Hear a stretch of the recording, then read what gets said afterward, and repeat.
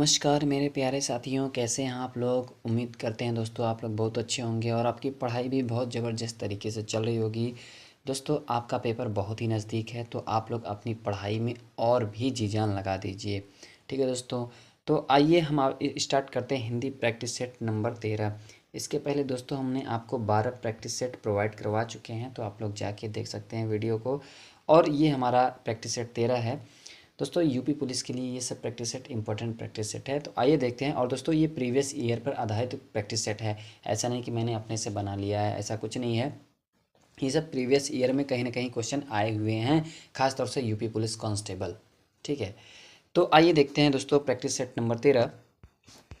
Question number 1 कहता है प्रतिदिन में कौन सा समास है। प्रतिदिन में समास बताना है कौन सा है। द्वंद्व समास होगा, अव्ययी भाव समास होगा, तत्पुरुष समास होगा, द्विगु समास होगा। कौन सा समास होगा बताइए दोस्तों। जो करेक्ट आंसर होगा वो होगा आपका अव्ययी भाव समास। ठीक है, अव्ययी भाव समास होगा प्रतिदिन में। अगर हम इसका विग्रह करेंगे दोस्तों तो दिन दिन आएगा।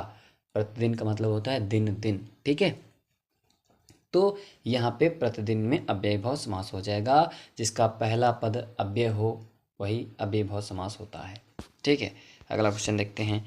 पीपर पात सरिस मंडोला में कौन सा अलंकार है। पीपर पात सरिस मंडोला में कौन सा अलंकार है बताना है। उपमा है, यमक है, रूपक है या विभावना है। कौन सा अलंकार है। सो जो करेक्ट आंसर होगा उपमा अलंकार है। कौन सा अलंकार है, उपमा अलंकार। दोस्तों पीपर पात सरिस मंडोला में उपमा अलंकार है और यहाँ पर मन की तुलना पीपल के पत्ते से की गई है। देखिए, मन की तुलना पीपल के पत्ते से की गई है, तो यहाँ पे कौन सा अलंकार होगा, उपमा अलंकार होगा। ठीक है, अगला क्वेश्चन। गंगा जल में कौन सा समास है। गंगा जल में समास बताना है। तत्पुरुष समास होगा, कर्मधारय होगा, बहुव्रीहि होगा या द्वंद्व समास होगा। कौन सा समास है बताइए। तो दोस्तों गंगा जल में जो समास होगा वो हमारा तत्पुरुष समास होगा।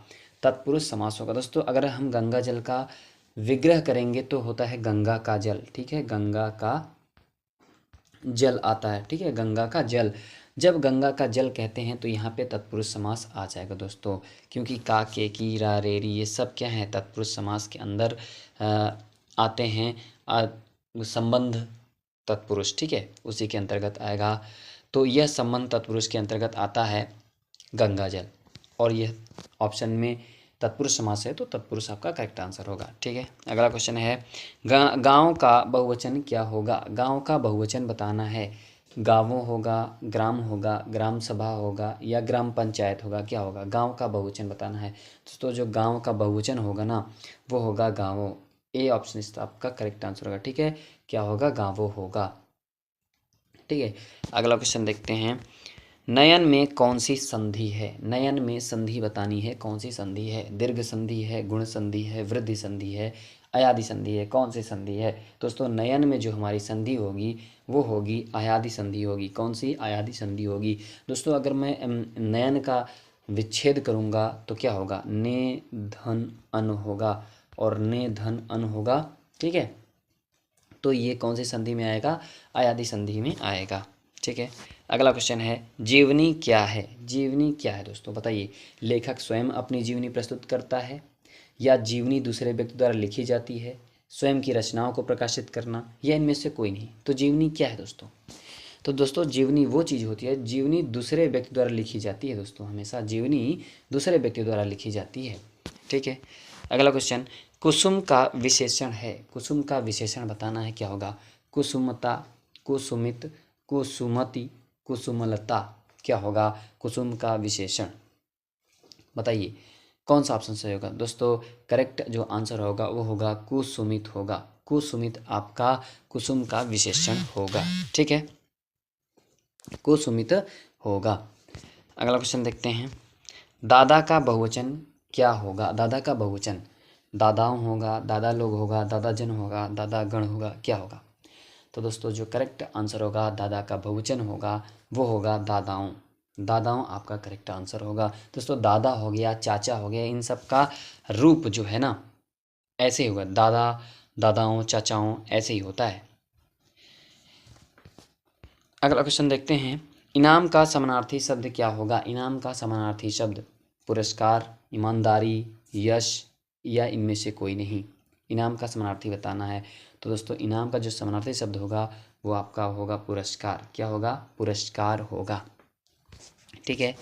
अगला क्वेश्चन है, पृथ्वीराज रासो किसकी रचना है? पृथ्वीराज रासो किसकी रचना है? चंद्रबरदाई, कालिदास, जयदेव, धन्वंतरी, किसकी है?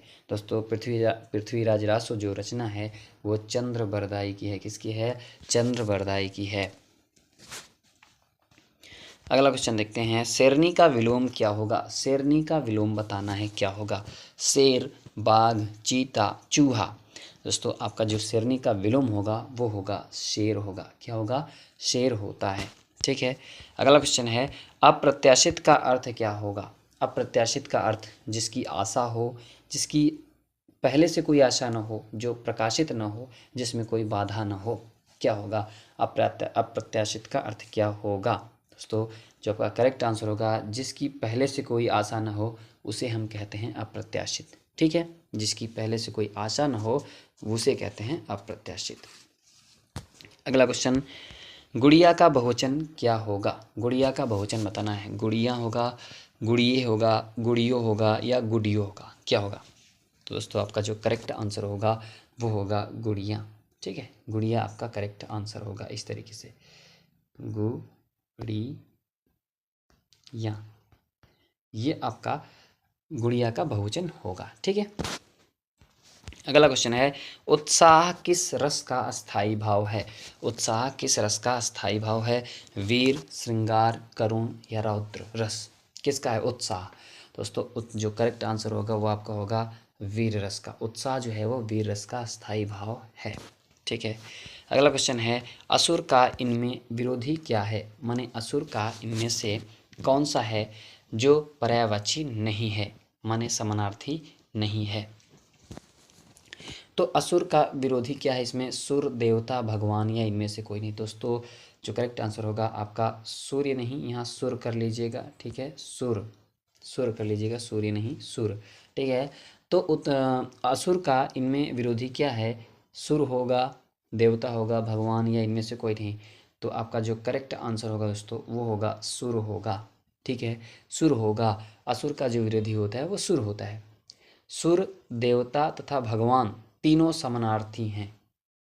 सुर, देवता, भगवान ये समानार्थी होंगे। बाकी असुर का विरोधी माने कह सकते हैं विलोम। ठीक है। असुर का जो विलोम होगा वो सुर होता है। बाकी सुर, देवता, भगवान ये तीनों क्या होते हैं? समानार्थी शब्द होते हैं। ठीक है। अगला क्वेश्चन है, अनल किसका पर्यायवाची शब्द है? अनल, अनल किसका पर्यायवाची शब्द है? अग्नि, जल, वायु या इनमें से कोई नहीं? किसका है?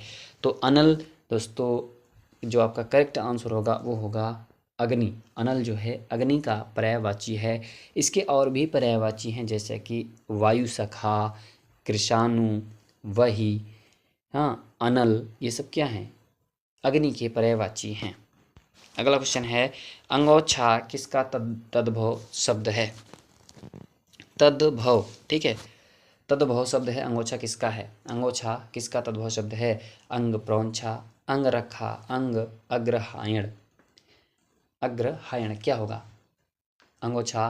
तो दोस्तों अंगोछा का जो तद्भव, अंगोछा तद्भव शब्द है और इसका तत्सम रूप जो होगा आपका क्या होगा? अंग प्रौंछा होगा। क्या होगा? अंग प्रौंछा। ठीक है। अगला क्वेश्चन है, पहाड़ का समानार्थी, मिस प्रिंटिंग है दोस्तों, यहाँ पे कर लीजिए समानार्थी। पहाड़ का समानार्थी कर लीजिएगा, समानार्थी। ठीक है। समानार्थी, पहाड़ का समानार्थी नहीं है बताना है। पर्वत, भूधर, अचल, कठोर क्या होगा? तो आपका जो करेक्ट आंसर होगा वो दोस्तों कठोर होगा। कठोर आपका करेक्ट आंसर होगा। ये पहाड़ का पर्यायवाची समानार्थी नहीं है। ठीक है। बाकी पर्वत, भूधर, अचल ये सब क्या हैं? ये सब समानार्थी हैं। अगला क्वेश्चन देखते हैं, आनंद का समानार्थी क्या होगा? आनंद का समानार्थी क्या होगा बताना है। मुख होगा, हाथ होगा, आईना होगा या आँख होगा? तो आपका जो करेक्ट आंसर होगा वो होगा मुख। ठीक है। मुख होगा।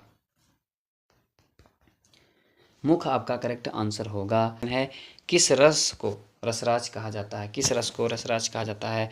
श्रृंगार, हास्य, वीर या शोक, किसको कहा जाता है रसराज? बताइए। तो आपका जो करेक्ट आंसर होगा दोस्तों श्रृंगार रस। श्रृंगार रस को ही रसराज कहा जाता है। ठीक है।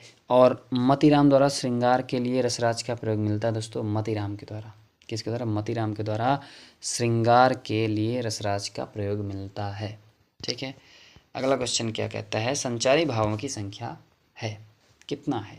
9, 33, 16, 99। दोस्तों आपका जो करेक्ट आंसर होगा वो होगा 33। क्या होगा? 33। संचारी भावों की संख्या 33 होती है। ठीक है। अगला क्वेश्चन है छंद का सर्वप्रथम उल्लेख कहाँ मिलता है? छंद का सर्वप्रथम उल्लेख कहाँ मिलता है? ऋग्वेद में, यजुर्वेद में, सामवेद में या उपनिषद में? तो आपका जो करेक्ट आंसर होगा दोस्तों वो ऋग्वेद में है। ऋग्वेद में मिलता है छंद का। ठीक है। छंद की जो प्रथम चर्चा दोस्तों ऋग्वेद में हुई है। और छंद शास्त्र का सर्वप्रथम निरूपण करने वाले जो आचार्य थे वो पिंगल थे, इसलिए दोस्तों छंद को पिंगल शास्त्र भी कहते हैं। ठीक है। अगला क्वेश्चन है दर्प का पर्यायवाची शब्द है। दर्प का पर्यायवाची शब्द है, बताना है क्या होगा? दर्प का जो पर्यायवाची शब्द है क्या होगा? तिरस्कार है, अहंकार है, तिरस्कार है, अहंकार है, गर्व है, स्वाभिमान है, क्या होगा? तो दोस्तों दर्प का जो पर्यायवाची है वो होगा आपका अहंकार। अहंकार आपका पर्यायवाची है। ठीक है। तो दर्प के और भी पर्यायवाची हैं जैसे कि अभिमान, घमंड, दंभ, ये सब दर्प के ही पर्यायवाची हैं। ठीक है। अगला क्वेश्चन है संबंधवाचक सर्वनाम बताना है, कौन सा होगा? कोई, कौन, जो, वह, क्या होगा संबंधवाचक सर्वनाम? तो दोस्तों आपका जो करेक्ट आंसर होगा वो होगा जो। जो आपका संबंधवाचक सर्वनाम होता है। जिस सर्वनाम से वाक्य में किसी दूसरे सर्वनाम से संबंध स्थापित किया जाए वह संबंधवाचक सर्वनाम कहलाता है। जैसे कि आपको जो सो कहीं मिल जाए तो वह संबंधवाचक सर्वनाम होगा। ठीक है। अगला क्वेश्चन है भगवद गीता का संधि विच्छेद है, बताइए। भगवद गीता का संधि विच्छेद बताना है, क्या होगा? भगवत प्लस गीता, भगवद गीता या भगवत प्लस गीता या भग प्लस वद गीता, क्या होगा? तो दोस्तों आपका जो करेक्ट आंसर होगा वो होगा भगवत प्लस गीता, आपका करेक्ट आंसर होगा। दोस्तों अगर ये देखा जाए किस संधि के अंतर्गत आती है तो दोस्तों यह व्यंजन संधि के अंतर्गत आती है। ठीक है। व्यंजन संधि के अंतर्गत आती है यह भगवत गीता। ठीक है। अगला क्वेश्चन है चंदायन किस कवि की रचना है? किसकी है चंदायन? मलिक मोहम्मद जैशी की है, कुतुबुद्दीन है, मंझन है या मुल्ला दाऊद की है? किसकी है? तो चंदायन जो है दोस्तों वो मुल्ला दाऊद की है। किसकी है? मुल्ला दाऊद की रचना है। दोस्तों हिंदी का ज्ञात प्रथम सूफी प्रेमा काव्य माना जाता है, कौन? मुल्ला दाऊद। हिंदी का ज्ञात प्रथम सूफी प्रेम काव्य माना जाता है मुल्ला दाऊद। अगला क्वेश्चन है कुसुम का समानार्थी शब्द क्या होगा? कुसुम का समानार्थी शब्द बताना है, क्या होगा? बताइए। पुष्प, वाटिका, वारुणी या तरु? आपका जो करेक्ट आंसर होगा वो होगा पुष्प। ठीक है। पुष्प आपका करेक्ट आंसर होगा, समानार्थी है। अगला क्वेश्चन है विशुद्ध का विपरीत शब्द क्या होगा? विशुद्ध का विपरीत शब्द क्या होगा? शुद्ध, अशुद्ध, निषुद्ध या प्रसिद्ध, क्या होगा? आपका जो करेक्ट आंसर होगा वो होगा अशुद्ध। विशुद्ध का विपरीत शब्द होगा अशुद्ध। ठीक है। अगला क्वेश्चन है आए थे हरि भजन को ओटन लगे कपास, मुहावरे का क्या अर्थ है? बताना है क्या अर्थ है? ऊंचा लक्ष्य लेकर चलना पर कोई घटिया काम करना, पूजा के लिए आना पर कुछ दूसरा काम शुरू कर देना, भजन में एकदम लीन हो जाना, कपास को इकट्ठा करना, क्या होगा? तो आपका जो करेक्ट आंसर होगा ए होगा। ऊंचा लक्ष्य लेकर चलना पर कोई घटिया काम करना। आए थे हरिभजन को होटल नहीं ओटन यहाँ पे कर लीजिएगा, ओटन। ठीक है। ओटन लगे कपास। अगला क्वेश्चन है दांत खट्टे करना मुहावरे का क्या अर्थ होगा? हरा देना, अनबन होना, अजीब हालत होना, बहुत घमंड होना, क्या होगा? आपका जो करेक्ट आंसर होगा वो होगा हरा देना। ठीक है, हरा देना, दांत खट्टे करना माने हरा देना होता है। ठीक है, अगला क्वेश्चन है प्रकाश का पर्यायवाची क्या होगा? आलोक, दिनकर, दिवाकर या तिमिर? तो जो करेक्ट आंसर होगा वो होगा ए, आलोक। ठीक है, प्रकाश का जो पर्यायवाची है वो आलोक होता है। प्रभा हो गया, दीप्ति हुआ, द्युति हुआ, इसके अन्य पर्यायवाची भी हैं। बाकी दिनकर तथा दिवाकर जो हैं वो सूर्य के होते हैं, तथा तिमिर जो है वो प्रकाश का विलोम होता है। ठीक है, अगला क्वेश्चन है उत्साह का तत्सम बताइए। उत्साह का तत्सम बताना है, क्या होगा? सॉरी, यहाँ पे उत्साह नहीं, उत्साह कर लीजिएगा, उत्साह। ठीक है, उत्साह का तत्सम बताना है, क्या होगा? तो उत्साह का जो तत्सम होगा वो होगा आपका होगा उत्साह। क्या होगा? उत्साह होगा। ठीक है, अगला क्वेश्चन है संगीत राज के रचयिता कौन है? संगीत राज के रचयिता कौन है? राणा कुंभा, जयदेव, देवभूषण? तो आपका जो करेक्ट आंसर होगा वो होगा राणा कुंभा। ठीक है, राणा कुंभा आपका करेक्ट आंसर होगा। इनकी अन्य प्रसिद्ध रचनाएं हैं संगीत में मांस तथा सूड प्रबंध, ये राणा कुंभा की अन्य रचनाएं हैं। अगला क्वेश्चन है लिंग की दृष्टि से दही क्या है? स्त्रीलिंग है, पुल्लिंग है, नपुंसक लिंग है या उभयलिंग है? तो दोस्तों आपका जो करेक्ट आंसर होगा वो होगा पुल्लिंग। दही क्या है? पुल्लिंग है। ठीक है, बाकी घी, मोती, दही ये सब भी पुल्लिंग शब्द में आते हैं। अगला क्वेश्चन गोद में सोने वाली स्त्री के लिए एक शब्द है, क्या होगा? अंकशायनी, अनिंद्रिय, सिदित, कोई नहीं? तो आपका जो करेक्ट आंसर होगा वो अंकशायनी होता है। गोद में सोने वाली स्त्री को अंकशायनी बोला जाता है। अगला क्वेश्चन है यह जूते अच्छे हैं वाक्य में कहाँ पर अशुद्ध है? कहाँ पर अशुद्ध है? यह जूते अच्छे अशुद्धि नहीं है, क्या होगा? तो यह जूते अच्छे हैं, यहाँ पे आपका क्या अशुद्धि है? यह की जगह पे दोस्तों ये होना चाहिए। क्या होना चाहिए? ये होना चाहिए, ये जूते अच्छे हैं। ठीक है, अगला क्वेश्चन है मनोभाव का संधि विच्छेद क्या होगा? मनोभाव या मनः प्लस भाव या मन प्लस आभाव या मन प्लस उभाव? तो मनोभाव जो आपका होगा वो होगा मन धन भाव, आपका करेक्ट आंसर होगा। ठीक है, और ये कौन सी संधि के अंतर्गत आता है? ये दोस्तों विसर्ग संधि के अंतर्गत आता है, विसर्ग संधि के अंतर्गत आता है। ठीक है, अगला क्वेश्चन है मुद्रिका का पर्यायवाची क्या है? मुद्रिका का पर्यायवाची क्या है? अंगूठी, कंगन, मुद्रा, मौन? क्या होगा? तो आपका जो करेक्ट आंसर है अंगूठी होगा। मुद्रिका का पर्यायवाची अंगूठी होता है। ठीक है, तो दोस्तों ये था आपका 38 क्वेश्चन। तो